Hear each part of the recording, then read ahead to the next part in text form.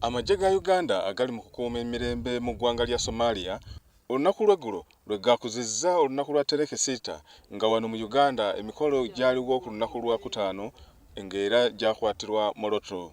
Bano balongoosezza eddwaliro lya ddimu erisangibwa mu kibuga Mogadishu kuno nga bagasseeko n'okubajjanjaba. Omuduumizi w'ekibiina kya UPDF ekiri Somalia, Brigadier Sam Kavuma, ategezezza nga bwe kikakata ku magye ga UPDF okukuza olunaku luno wonna we baba bali. So wherever we are, whether we are in Uganda or outside Uganda, when we are celebrating this day, we dedicate it to the people, to the civilians, what we call wananchi, because of that support.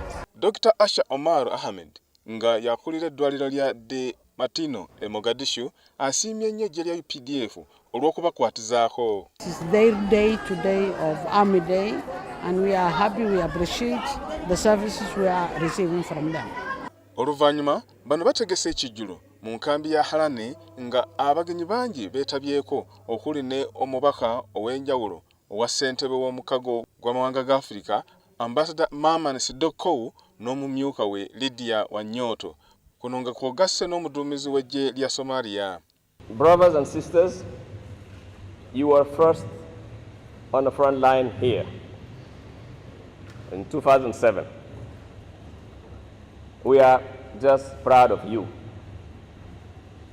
You are here because Africa called, because our sisters and brothers of Somalia called.